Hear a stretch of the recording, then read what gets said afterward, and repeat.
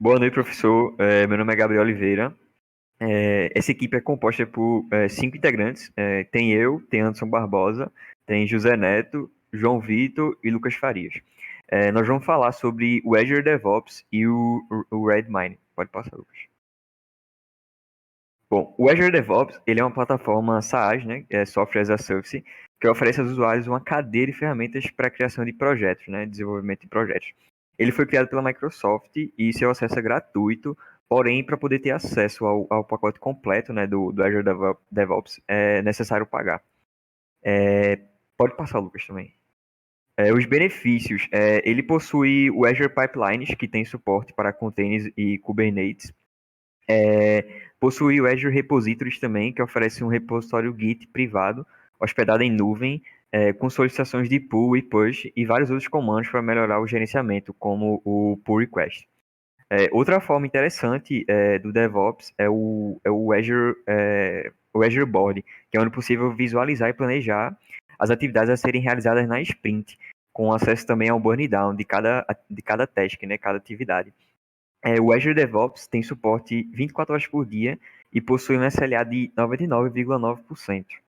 Ele possui uma flexibilidade, ou seja, se sua equipe de DevOps não desejar obter um pacote completo do Azure, é possível apenas adquirir alguns serviços de forma independente, né? Ele é independente de nuvem, ou seja, ele funciona com a AWS, que é a Amazon Cloud lá, e a Google Cloud também, que é a GCP, mesmo sendo um produto da Microsoft. Pode passar, Lucas. Boa noite, professor. Me chamo Anderson. Agora eu vou falar um pouquinho dos recursos.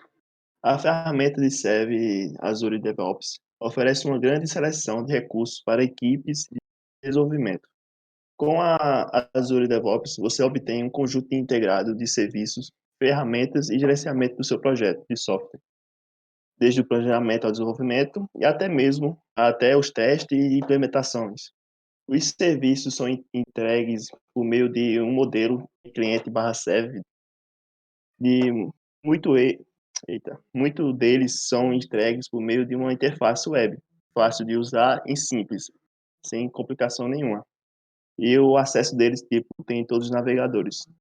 Alguns serviços como controle de código, build e acompanhamento de trabalho também pode ser gerenciado por meio de um cliente. Por exemplo, controle de painel. O uso do recurso do painel DevOps, você pode navegar rapidamente a diferentes áreas do projeto, adicionar gerenciador de painéis e configurá-los, controle de aprimorador. O sistema da Azure DevOps oferece um suporte a dois tipos populares de controle de origem: o Git Teams, da Microsoft, que é um sistema de cliente servidor centralizado. Já a parte de planejamento e acompanhamento do trabalho, a DevOps fornece alguns tipos de itens de trabalho usados para monitorar os recursos, requisitos, histórico de usuário, tarefas, bugs e muito mais. Para fins de planejamento, você pode acessar vários tipos de blocos log e quadros para suportes, e os principais deles são o Scrum, no caso o Kanban e o Scrumban. Suporte para teste manuais e exploratórios. Os recursos de teste da Azure DevOps facilitam testes manuais, exploratórios contínuos, incluindo personalização de fluxo do trabalho, rastreamento rastreamento de ponta a ponta, seleções básicas em critérios e gráficos de tempo real, para teste e atividades de rastreamento. Agora eu acho que vai falar um pouco de João. Boa noite, professor. Meu nome é João Vitor. Eu vou falar um pouquinho sobre o Redmine e o que é o Redmine. Pode passar aí, Lucas. Bom, o Redmine, ele auxilia as equipes de desenvolvimento a gerenciar melhor um projeto, independente da metodologia utilizada. Ele foi desenvolvido na framework Ruby on Rails, que é responsável por facilitar o desenvolvimento, a implantação e manutenção de uma aplicação web. O Redmine ele tem a chamada GPL, que é conhecido como Licença Pública Geral. Isso quer dizer que a documentação da ferramenta não só é livre, como também permite que a comunidade desenvolvedora faça melhorias nessa plataforma. E é também importante frisar que a GPL, a licença pública, permite a distribuição dos manuais e os outros artefatos do Redmine, mesmo que eles não passem por alguma alteração direto no próprio código. Pode passar. Próxima pessoa aí. Boa tarde, professor. Eu sou o Lucas Faria e vou falar um pouco dos benefícios do Redmine. Dentre os que estão no slide, que seria ideal para automatizar processos e economizar o tempo, projetado para ser executado em qualquer sistema operacional e suporta diversos tipos de banco de dados. Alguns outros que o Redmine também possui é a notificação de e-mail e feed, possui wiki e fóruns por projeto, úteis para documentação do projeto, acompanhamento de tempo. Também tem integração com vários tipos de versionamento, como Git, CVS, Mercurial, Bazaar, outros para acompanhamento e evolução dos artefatos do projeto. Além disso, também tem a criação de tarefas por e-mail, suporte para autenticação LDAP, registro autônomo de usuário, suporte multilinguagem e também o gerenciamento de arquivos, documentos e notícias.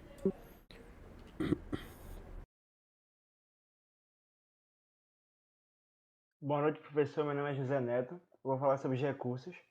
E para dar início aos recursos oferecidos pelo Redmine, já é bom começar citando que o gerenciador suporta uma grande quantidade de projetos. Com isso, a ferramenta não deixa a desejar em termos de desempenho e sempre está apta a receber atualizações simultâneas de projetos, independentemente do porte delas. Uma funcionalidade importante é o relatório de desempenho. Com ele, toda a equipe tem acesso a diversas informações que acabam identificando os pontos positivos e negativos sobre o andamento do projeto que está acontecendo em específico. Um dos pontos que não pode deixar de ser citado é a integração do Redmine com sistemas de controle de código-fonte. Na prática, isso significa que a ferramenta não só gerencia os diretórios e arquivos, como também todas as alterações que foram feitas. Com isso, acaba ficando mais fácil para a pessoa colaboradora ter acesso a um histórico de atualizações, assim como a visualização das versões anteriores de uma aplicação. Cada projeto no Redmine pode conter um repositório de dados, onde todos os documentos são versionados, podendo visualizar cada alteração realizada pelos usuários e, com isso, pode-se acompanhar a evolução dos artefatos do projeto. Outro recurso importante é o LDAP, que traduzindo significa um protocolo de acesso a diretórios leves, que ele é responsável pelo gerenciamento de diretórios, ele é utilizado para o acesso de dados que são considerados leves.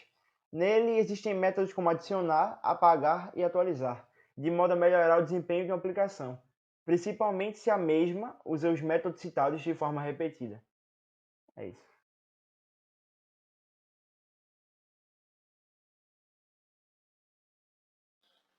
Boa noite, professor. Meu nome é João Vitor. A gente fez a apresentação sobre a comparação entre o Azure DevOps e o Redmine e eu vou estar aqui falando um pouquinho sobre a plataforma do Redmine. Bom, eu vou estar logando aqui numa conta que eu uso no meu estágio, que a gente faz a gestão de projetos utilizando o Redmine. Então vou estar aqui logando para mostrar como funciona mais ou menos a plataforma. Como a gente disse na apresentação, o Redmine ele consegue fazer a gestão de diversos projetos ao mesmo tempo. Então aqui nessa abinha de projetos, a gente tem todos os nossos clientes lá da empresa, Compesa, Cifra, Caema, Consórcio, Enosul, Saema, Tecdata. Todos esses aqui são os nossos clientes, onde nossos clientes também conseguem ter acesso a cada abinha dessas aqui. Óbvio, cada empresa com acesso a apenas uma a da própria. E eu vou estar mostrando mais aqui como funciona pelos projetos internos. Esses projetos internos é como a gestão que a gente faz no nosso escritório lá das nossas sprints de desenvolvimento. Então eu vou estar entrando aqui para apresentar mais da atividade. Bom, aqui nós temos a visão geral, que são as atividades do ano de 2022, do início desse ano, todas vão ficando sendo registradas aqui, quantos erros foram resolvidos, quantas evolutiva, quantas análises de dúvidas, especificação, e aqui são as scrums, as sprints abertas e fechadas. E aqui está o tempo gasto total que a gente já passou. Como são várias pessoas na empresa, a gente fica adicionando várias horas, então por isso que dá esse total de horas. Aqui mostra os membros da empresa, os diretores, os desenvolvedores e o pessoal que faz o repórter das atividades. Aqui nós temos uma aba onde ele mostra as atividades que estão sendo alteradas no dia. No caso, essa aqui é de hoje, tem do dia 9, dia 6, dia 5, dia 4. São as atividades que estão sendo mexidas naquele dia. No planejamento, a gente consegue ter acesso a duas sprints, a nova que vai ser aberta, que a gente adicionou aqui, e a sprint atual, que no caso é a 62, que está atrasada. A gente está finalizando ela hoje. Hoje, no caso, dia 10, a gente finalizou ela. E aqui nós também temos o backlog, que são atividades que irão entrar em sprints futuras. Em tarefas, a gente consegue adicionar filtros, ver todas as atividades que tem disponível. Porém, a gente consegue adicionar filtros por versões, categoria, autor, prioridade, título, descrição, tamanho. Então, se eu adicionar por versão aqui, por exemplo, a 62 foi finalizada hoje, a gente consegue ver as atividades que ainda não foram concluídas, está pausada, está em situação nova, que no caso essa nova aqui é o encerramento da sprint, que a gente cria uma atividade só para essa de encerramento, que é a reunião com o time inteiro. Quando nós estamos com uma atividade que está nova, por exemplo, vou pegar, por exemplo, essa de encerramento de sprint, a gente consegue vir aqui, editar, e a gente consegue trocar a situação para andamento, concluído, validado. Se já está em andamento, vai ter que pausar ela, a gente consegue colocar para pausado, aguardando informação. A prioridade dela, se vai ser baixa, alta, crítica. Para quem vai ser atribuída o tipo da atividade. A versão, em qual versão ela vai se encaixar, se vai ser nessa sprint ou uma sprint futura que já estiver aberta, ou vai passar ela para o backlog. Nós conseguimos também adicionar o tempo de trabalho, quantas horas a gente passou nessa atividade. Nessas horas, por exemplo, se a gente selecionar 6 horas, quanto tempo passamos, qual foi o tipo de atividade que a gente estava fazendo nessas 6 horas, se era análise, desenvolvimento, teste, se foi uma reunião para discutir sobre a atividade. Então a gente consegue ter todo esse controle por essa aba editar, adicionando as informações para conseguir ter o controle das atividades. Aqui, no tempo gasto, nós conseguimos ver quanto tempo cada funcionário está levando para desenvolver as atividades. Conseguimos também adicionar filtros pela tarefa, pelo usuário, pelo tipo da atividade, pela quantidade de horas que foi adicionado. Então aqui a gente consegue ver se está todo mundo colocando as horas certinho, quais atividades cada um está fazendo, quem está ajudando quem em atividade. Por exemplo, se eu estiver ajudando uma atividade de Vitor, eu venho aqui nessa atividade dele e coloco tantas horas nessa atividade dele que eu passei ajudando ele. Isso é só um exemplo. Nós temos aqui uma aba de documentos que a gente não utiliza muito. Outra aba de arquivos, que a gente consegue passar arquivos aqui, scripts, documentos TXT, para poder, como fosse um aviso e tudo mais. E nessa aba de configurações a gente consegue ver as versões e as categorias das atividades, porém a gente não chega a usar tanto ela, apenas para inserir as novas versões das sprints. No caso nós temos aqui a 62, 63 e o backlog, como foi mostrado anteriormente aqui. E bom, a princípio o básico da funcionalidade da plataforma é esse.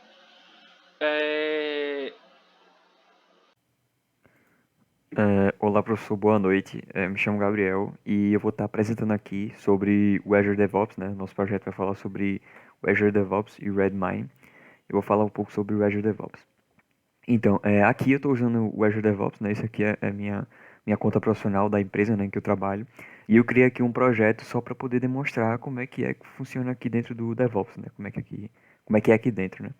E aqui do lado a gente já pode ver que tem alguns itens aqui do lado, né? A gente tem o primeiro, que é o overview, né? Que é sobre o projeto. Ele bota o nome do projeto e coloca uma descrição de como é o projeto, etc. Mostra os membros também, enfim. Aqui dentro de boards a gente tem tudo relacionado à parte de sprint, de de atividades que vão ser realizadas pelos desenvolvedores, né, do projeto. Então aqui a gente consegue ver, ó, sprint por sprint. Então aqui tem uma lista de sprints. Ó, se eu quiser criar uma sprint aqui e criar outra, eu consigo criar. Aqui a gente tem também essa parte aqui, you do not have any work schedule yet. Quer dizer que a gente não tem nenhuma atividade ainda, entendeu? Então a gente pode cadastrar aqui algum item novo, alguma atividade nova aqui para ser realizada pelo time de desenvolvimento, né? E a gente pode criar também as PBIs, né? Aqui do lado. As PBIs normalmente ficam aqui do lado. Deixa eu criar um item aqui novo. Ó, ao criar o item, a gente consegue ver, ó, a gente consegue colocar o nome aqui do item, né? Então, por exemplo, eu vou colocar criação de tela, por exemplo. A gente pode colocar uma descrição, a gente pode atribuir ela a alguém aqui, por meio desses e-mails aqui. A gente consegue adicionar uma tag também, consegue adicionar as horas, a prioridade, se ela é prioridade máxima ou não, a descrição, e aqui fica o chat, né, da discussão. Aqui fica você para poder anexar algumas coisas também, se você quiser também na task para ficar ficar melhor detalhada, né? Enfim. Cadê? Deixa eu voltar aqui. Pronto. Aí aqui a gente tem os work items, né, que são as atividades, só que de uma forma separada, né? Elas ficam em ordem, ficam listadas aqui. Essa da parte de sprint aqui é onde fica, né, o board. Então a gente consegue ver o que precisa ser feito, o que está sendo feito, se está em impedimento e se ela já foi feita. Beleza. Aqui em repositórios a gente consegue ver essa parte de files aqui é onde ficam os arquivos do projeto, né? Então assim, aqui você tem acesso ao projeto e etc. Aqui nos commits ficam todos os commits, né, que foram realizados por todos os desenvolvedores, né? Os commits são nada mais nada menos que melhorias no código, né? Então assim, quando eu consigo, por exemplo, realizar aquela task de criação de tela, eu posso cadastrar o commit aqui, tranquilo. Os pushes, né, que são relacionados ao Git, né? Então assim, eu fiz alguma alteração no código, eu faço o push e o commit, né? Então é isso. Aqui são as branches, né, do projeto. Então aqui ficam, por exemplo, branch de development, branch de produção, a branch de homologação também, etc. Aqui ficam os pull requests, né? Então aqui, quando eu estou realizando alguma alteração no código e eu preciso que alguém valide essa alteração, alguém aceite essa alteração, aí eu crio o pull request, né? Aqui estão os pipelines, então, né? A gente consegue ver se na parte de pipeline se o projeto ele está publicado em desenvolvimento, em homologação, em produção, se ele está sendo buildado para ser publicado, né? E tem aqui os ambientes, né? As últimas atualizações, enfim. Tem esse de testes aqui também e esse artifacts aqui. Mas no básico é isso mesmo, o Azure DevOps, sabe? Ele é uma ferramenta bem tranquila de se usar.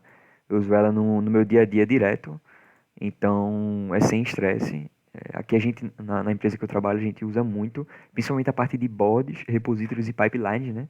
A de boards, porque a gente precisa ver as testes, né, de repositórios, porque a gente precisa mexer nos arquivos, nas branches, fazer o pull request, os commits, enfim. E na de pipelines é como eu falei, né? A gente precisa saber se está buildando certo o código que a gente fez, etc. E é isso, professor. Muito obrigado.